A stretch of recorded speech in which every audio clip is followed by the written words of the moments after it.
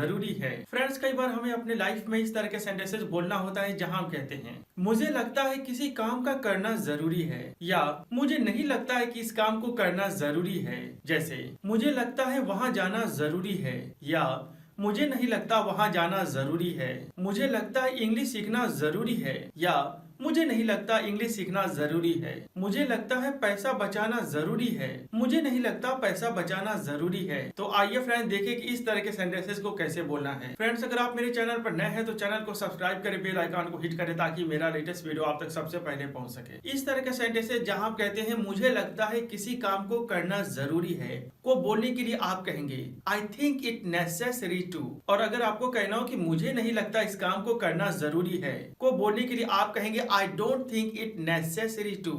जैसे मुझे लगता है इंग्लिश सीखना जरूरी है, I think it necessary to learn English. अगर आपको कहना हो कि मुझे नहीं लगता इंग्लिश सीखना जरूरी है तो आप कहेंगे I don't think it necessary to learn English. मुझे लगता है यह करना जरूरी है, I think it necessary to do this. मुझे नहीं लगता कि यह करना जरूरी है, I don't think it necessary to do this. मुझे लगता है पैसा बचाना जरूरी है, I think it necessary to save money. मुझे नहीं लगता है कि पैसा बचाना जरूरी है, I don't think it necessary to save money. मुझे लगता है इसे खरीदना जरूरी है, I think it necessary to buy this. मुझे नहीं लगता कि इसको खरीदना जरूरी है, I don't think it necessary to buy this. मुझे लगता है सुबह में जागना जरूरी है, I think it necessary to get up in the morning. मुझे नहीं लगता कि सुबह में जागना जरूरी है, I don't think it necessary to get up in the morning. तो फ्रेंड्स, उम्मीद करता हूँ कि आपको यह टॉपिक शानदार तरीके से समझ में आया कि जब आपको कहना हो मुझे लगता है कोई काम करना जरूरी है,